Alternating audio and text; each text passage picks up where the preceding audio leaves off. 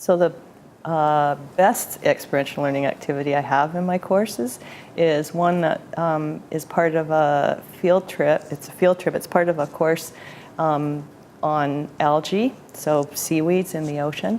And on the field trip, we go on a very long excursion to a remote marine station on the west coast of Vancouver Island, Bamfield. And the students there spend the whole weekend. They interact with scientists who work at that marine station. They go to the beach and explore the algae on the beach.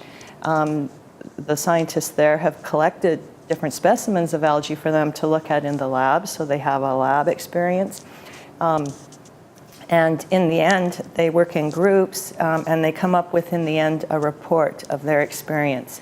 When we get back to SFU, the students then get together in their teams, write the report up, and peer review each other's reports. One place on the West Coast here that a lot of students get positions in is environmental assessment.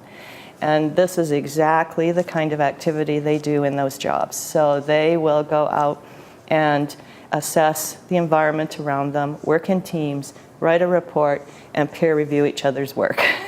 So I've had students actually tell me that they've gotten a job because of that learning experience.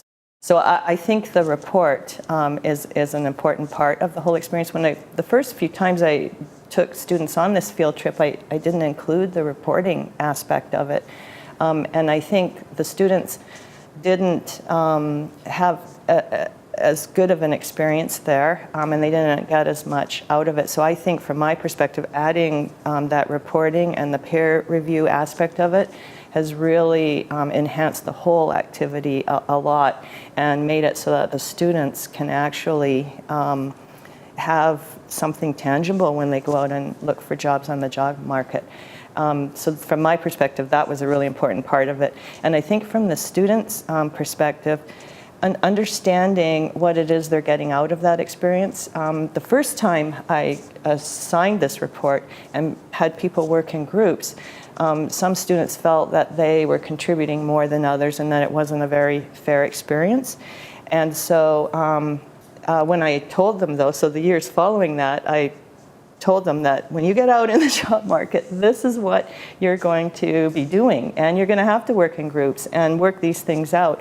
And the years when I present it as something that's of benefit to them, they really participate wholeheartedly in it then. One of the reasons I became a biologist was because of living really close to the ocean and in the forest, and being able to go out and see those things in person is what inspired me. And so the field trip itself came from that I knew how motivating it was to just be able to go out and see and observe and record and meet people who are interested in the same activity that you're studying.